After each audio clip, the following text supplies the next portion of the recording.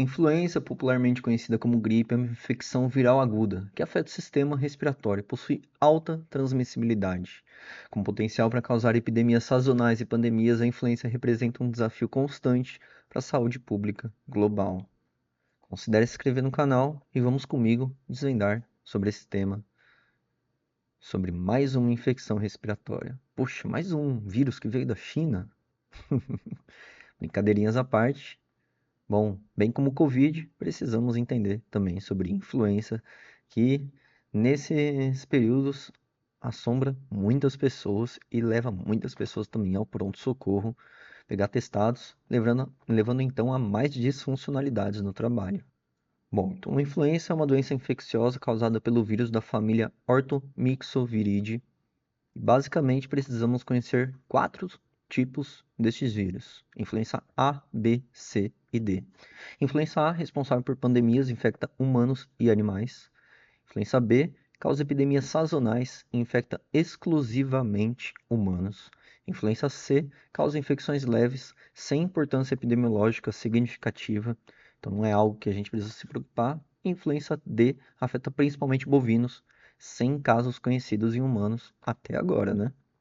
Bom, então basicamente o que a gente precisa entender é o influenza A e B, que é realmente estes influencers que são testados nas UPAs, UBSs, sistemas de saúde pública por aí fora, convênios também, enfim. Influenza A são subtipos definidos pelas proteínas da superfície, hemaglutininas HA e neuraminidase NA. E os seus subtipos relevantes é o H1N1 e H3N2, que tenho certeza que você já deve ter ouvido essa terminologia no Fantástico, no Globo, em repórteres aí por aí fora. Enfim, influenza B tem duas linhagens principais, a Victoria e a Yamagata. Pois é, deram esses nomes para eles. Então, quando você entender alguma terminologia assim, H alguma coisa, N alguma coisa, estamos falando de influenza A, que é o que realmente mais aparece em reportagens aí fora, nas televisões, YouTube, etc., e redes sociais afins. Bom, com casos registrados em todo o mundo, com maior incidência nos meses de inverno. Seu impacto anual é de 3 a 5 milhões de casos graves, 290 mil a 650 mil mortes relacionadas à influenza. Grupos de riscos principais são crianças menores que 5 anos, idosos acima de 65 anos, gestantes e indivíduos com comorbidades crônicas. Uma atenção especial aí para crianças, principalmente menores que 2 anos, e idosos ali acima de 65, que não comentei, mas mais em crianças, que eu tenho muito mais experiência em pronto-socorro sobre. Bom, infelizmente, vírus essencial respiratório não tem testagem no sistema público de saúde, né, disponível assim à torta e direito, que nem influenza e Covid. Ou seja, os dois únicos vírus respiratórios que testamos no sistema público de saúde, na porta de entrada do sistema de saúde, que é a UBS ou a UPA, enfim, não estou falando de hospitais, é realmente Covid e influenza A e B. Infelizmente. Bom, e muitos casos em crianças realmente estão ligados ao vírus essencial respiratório, mas também aí temos o influenza. Deveríamos realmente ter testagem de vírus essencial respiratório, que aí aumentaria realmente o diagnóstico de crianças e evitaria muito a prescrição de antibióticos desnecessários nessa faixa etária. Bom, e como que o vírus ele entra na gente? Bom, inalação de partículas virais que se ligam às células do epitélio do trato respiratório. O vírus ele utiliza a maquinaria celular para replicar então seu material genético. Nosso corpo tenta combater. A forma que ele usa para combater é exatamente liberando citocinas pró-inflamatórias.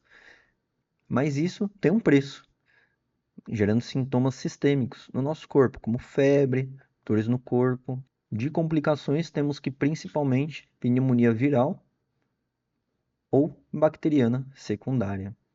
Temos até, né, uma separação aí de 7 dias, né, entre os dois quadros, né, até 7 dias de pneumonia viral, né, após 7 dias pode ter alguma infecção secundária, né, pensando até num quadro bacteriano sobreposto, quadros que se arrastam ali, né, por mais de 7, 10 dias, né, a famosa pneumonia silenciosa, pneumonia atípica, enfim, como é comentado na literatura científica, ou silenciosa nas ruas por aí fora. E uma principal complicação é, sem dúvidas, a síndrome de angústia respiratória aguda, a SARA, igualzinha no Covid ali em 2020, 2021. Enfim, temos que tomar extremo cuidado. De sintomas mais comuns, temos uma febre alta de início súbito que não cessa por nada, é 39, 40, 39,5, 40, 41, 42, enfim, é uma febre que não cessa por nada. Você pode dar dipirona, a febre volta 2, 3 horas depois, ou às vezes nem abaixa a temperatura. Então, não é difícil suspeitar de influenza numa pessoa que acabou de chegar para você no seu consultório e traz esse relato. Tosse seca, dor de garganta, dor de cabeça, dor no corpo, cansaço, extenuante. Lembrando que cansaço é diferente de falta de ar, ou seja, a gente tem que ser muito claro com o profissional de saúde que nos recebe para citar exatamente a queixa dele para ele e ele não entender como algo semelhante à falta de ar. Cansaço é diferente de falta de ar, sem dúvidas, né? A gente precisa explicar esse ponto. Bom, outro ponto, que são sinais de alarme, aí, diferente de cansaço, é a falta de ar. Que lhe falta o fôlego para fazer atividades rotineiras, mesmo em repouso, parado, sente falta de ar. O ar está mais pesado para respirar, realmente a respiração está mais ofegante, você se sente mais ofegante, usa mais musculatura do tórax, do abdômen para poder respirar. Está usando a boca mais do que o comum e antes só usava o nariz, apesar de não estar entupido. Então, são sintomas claros de falta de ar. Dor no peito ou dor no peito para respirar, confusão mental, hipotensão, desmaios, tonturas, sinais de desidratação. Dos sintomas que citei ali em cima, se confundem um pouco com dengue. Concordo com você, realmente. Então, por isso a gente tem que ser muito claro e nítido com o profissional de saúde que nos atende, para ele fazer o diagnóstico correto e não deixar de pedir exames necessários e importantes para os nossos sintomas, caso convenientes, é claro. Bom, o diagnóstico, sem dúvidas, é clínico, baseado na apresentação dos sintomas e histórico epidemiológico. Não precisa pedir testes para o paciente. O diagnóstico é clínico. Bom, em sistemas de saúde aí afora, pronto-socorros, temos realmente teste rápido de antígeno e PCR, que é o padrão ouro aí para identificação do tipo e subtipo viral A e B, que é o que estão realmente disponíveis em portas de entrada do sistema de saúde público. Raio-X precisa? Bom, precisa se o profissional estiver suspeitando de uma infecção secundária.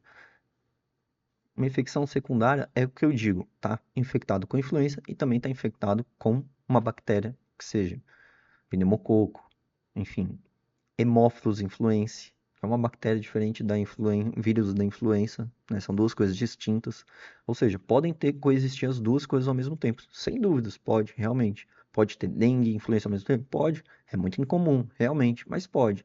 Então, a gente tem que ficar muito atento com relação aos nossos sintomas. E claro, ser muito claro ao profissional de saúde que nos atende. De novo, eu bato nessa tecla, porque é muito importante. Então, o raio-x não é necessário. Expor o seu corpo a uma radiação desnecessária realmente não precisa. Poxa, seria necessário apenas se tiver sinais de alarme que predigam algo pior para você.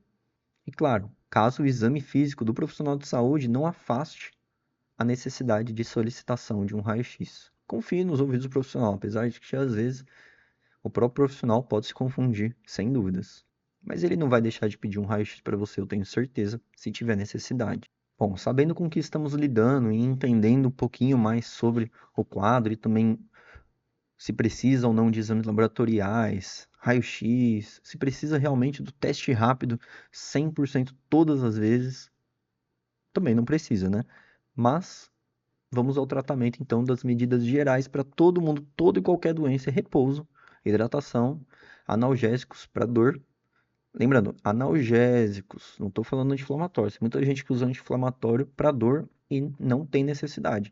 Ibuprofeno, naproxeno, nimesulida, cetoprofeno. E isso eu estou falando dos nomes genéricos, né? Não entrando em nomes comerciais. Mas não tem necessidade de usar realmente anti-inflamatórios para um quadro de dor, né? O anti-inflamatório tem um potencial sim analgésico, só que baixo comparando com os analgésicos que são realmente para o que foram feitos, né? Então, dipirona, paracetamol, que são os dois principais e difundidos ali no sistema de saúde. E nessa linha de analgesia já basta ali para o uso da influenza. E eu acho que o principal ponto é realmente a febre, que é febre toda hora. Então eles seriam mais como antitérmicos do que como analgésicos em si. E o tratamento específico, antiviral? Bom, para o Covid, vimos ali então em vídeos anteriores que casos graves, né? Do Para então a influenza, na dengue não tem um específico, né? Então ainda, né? Tá criado, tá em estudo, né? Mas para a influenza em si, tem um antiviral específico? Tem sim, né? Usaremos então mais para aqueles grupos de risco que nem preconiza o nosso Ministério da Saúde. Antes a medicação era bem cara, né? Que nem o Paxlovid do Covid, quando foi criado e posto em farmácias. Hoje em dia o oseltamivir não é tão caro assim, realmente. Mas atente-se, ele é eficaz e efetivo quando iniciado nas primeiras 48 e 72 horas, porque após isso já não tem tanta eficácia clínica comprovada. Diminui drasticamente sua efetividade para o paciente. Que ele é usado exatamente para aqueles grupos de risco que eu citei lá no início do vídeo, de não evoluírem para uma síndrome de angústia respiratória aguda, que é a principal complicação e que todo mundo tem medo. Outro medicamento é o Zanamivir, que é uma alternativa para casos específicos, né? Quando o oseltamivir causa alguma alergia ao paciente, ou em casos mais graves, né? Pacientes internados, né? Então, as suas indicações são realmente pacientes com fatores de risco para complicações, que nem a gente conversou no início do vídeo, e também casos graves ou hospitalizados. Uma coisa antes, bater de novo na tecla do raio-x, é que o que a gente vê na prática clínica é que realmente a solicitação do raio-x não muda o diagnóstico com relação à influenza, né? Até porque a pneumonia viral, que eu comentei no vídeo que é uma das complicações, parece uma pneumonia bacteriana. O raio-x se parece muito, realmente, e tende o profissional a lançar uma medicação para você que é um antibiótico que não vai ter efetividade nenhuma para o influenza. Por isso é muito importante o diagnóstico, não é verdade? Então não é porque o raio-x está horrível realmente que precisa de um antibiótico. Sobre a vacinação, bom, meses ali de março, abril, maio, realmente a vacinação pela influenza. Das vacinas disponíveis, temos a trivalente, que protege contra dois subtipos de influenza A e uma linhagem do influenza B, e a quadrivalente, que inclui proteção adicional contra a segunda linhagem da influenza B. Das recomendações, temos vacinação anual, preferencialmente antes do início do inverno, né? Que nem a gente comentou ali, março, abril, maio, e uma indicação para toda a população como prioridade para grupos de risco. Prioridade para grupos de riscos e profissionais de saúde, que tem sido realmente a prioridade do Ministério da Saúde. Vacinei todos os meus grupos de risco, aí sim essa vacina será liberada para a população no geral, no sistema público de saúde. Reinfecções são possíveis devido à alta taxa de mutação dos vírus influenza, especialmente do tipo A. Então, se não seria fácil de ter mutação no influenza A, por que não teria mutação no Covid? Me fala. Com certeza o Covid veio para ficar, bem como a influenza. A gente já sabia que tinha vindo para ficar, porque há quase 10, 15 anos que ouvimos falar nessa doença, nesse vírus. Então, realmente, ele veio para ficar. E a taxa de mutação dele é altíssima, mas ela se equipara a um ano, né? Então, por isso, a questão da vacinação anual. E a imunidade é desenvolvida após a infecção ou vacinação, mas geralmente ela não é duradoura, tanto é que precisa revacinar e podemos pegar várias vezes infecção por influenza, bem como Covid, enfim, né? E necessidade de vacinação anual devido às mudanças, né, de mutação do vírus, né? Para prevenir, que a gente pode fazer? Medidas não farmacológicas, né? Higienização frequente das mãos, etiqueta respiratória, cobrir boca, nariz, ao tossir ou espirrar, isso é muito importante. Evitar aglomerações, especialmente em períodos de surto. Uso de máscaras em ambientes fechados ou com grande circulação de pessoas, vide metrô, ônibus, né, locais, supermercado. Isso é muito importante. Poxa, não é porque a gente está numa que a gente saiu de uma epidemia por Covid, que a gente não vai mais usar máscara nem ter certos cuidados de higiene e afins. Então, é isso. Espero que vocês tenham gostado e aprendido um pouco com um vídeo. Considere se inscrever no canal para mais vídeos assim como esse e outros. Vou mandando um vídeo aí conforme a disponibilidade por enquanto, sem um cronograma específico. Um grande abraço e até a próxima. E não deixe de ver os vídeos anteriores, vale muito a pena e quem sabe você vai gostar de algum.